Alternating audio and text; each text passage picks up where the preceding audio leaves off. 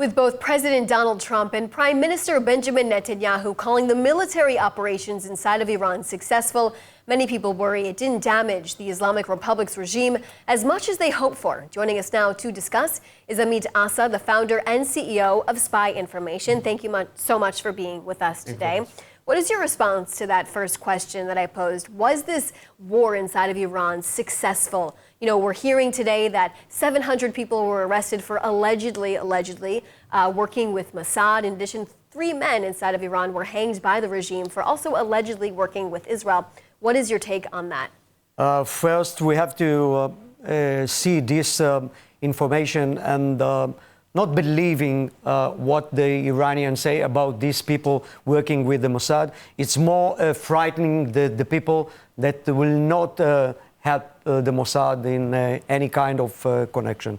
So we have to take it very carefully, this information. And of course, we understand that the Iranian will want to frighten the people at the street not to work. And it's good for us to understand that they are afraid from the Mossad because they see what we can do with our intelligence.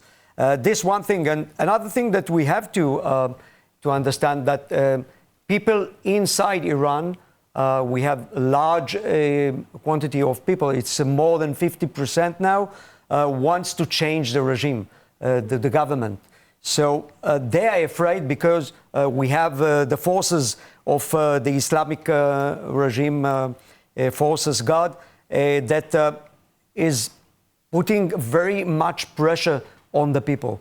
So they're afraid to go to the streets, to do these riots that we saw at the past, the hijab riots, for example.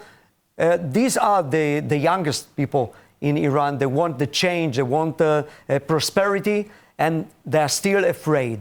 What they saw now, that Iran is weak, because they saw the strikes of Israel inside Iran, they saw the ability of Israel, and also they saw the weakness of the regime. So now we can hear inside Iran and also outside Iran other voices that maybe we can change this regime and put them down. But I think Israelis that I've spoken with feel skeptical that, you know, Netanyahu and Trump are saying this is a successful operation. They now see the Islamic Republic cutting off their population even more to society. You mentioned before internet blockouts, more than what we've also probably seen in the past.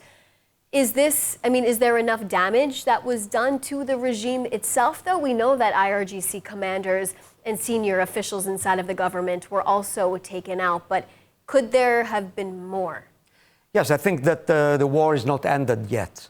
We had 2 missions, very successful missions, that it was very important to put them down is the Islamic regime nuclear ability. It was aiming Israel for very short time now, so we had to put it down. And also another threat was the ballistic. We did a very good job with that, but we understand that you can reconstruct all this ability again, and the regime is now announced that they will want to reconstruct it. So we have to do more, and maybe in some kind of agreement we will have the ability to put them down from this plan that they have. But I'm skeptic about it because this radical Islam regime doesn't want to get back to what we want them to be, not radical. And we will need to do something in a very new future.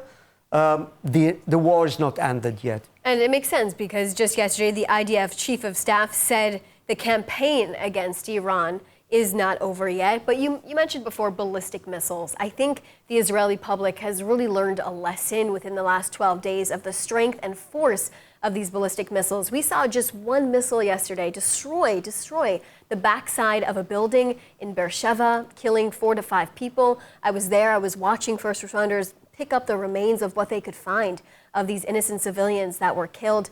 How much of the ballistic missiles, or how many ballistic missiles do you think Iran still has? And do you think it's been seriously cut off by half? Yeah, I think it's more than a half that we cut off. And also, it's not just the number of the ballistic missiles, it's also the launchers. Launchers of these missiles is less than they need, and we are hunting them. We have the ability to go over Iran in any place that we want. The sky is empty and free for us because the activity that we did. So we are hunting them one by one. And you know, even if they have just a few thousand, hundreds or maybe dozens of missiles, it's enough one missile to hit Israel in populated area to make very big damage as we saw. So it's not that optimistic, but we know that it comes to an end. Right. If we will have the chance, if this ceasefire will not last, we will deal hunting all these launchers and missiles, and I think that we can reduce them very much. We have about a minute left, but Israeli officials have continued to say that Iran is the head of the snake when it comes to the terror proxies in the region. This ongoing war with Hamas, between Israel and Hamas, is still happening inside of Gaza. Could there be a hostage ceasefire deal happening soon? I think I hope that we have to linkage between the agreement that we will have with the Iranian to what happens now in Hamas in Gaza, because Iranian puts what we have, what we see in Hamas now. So we have to linkage it.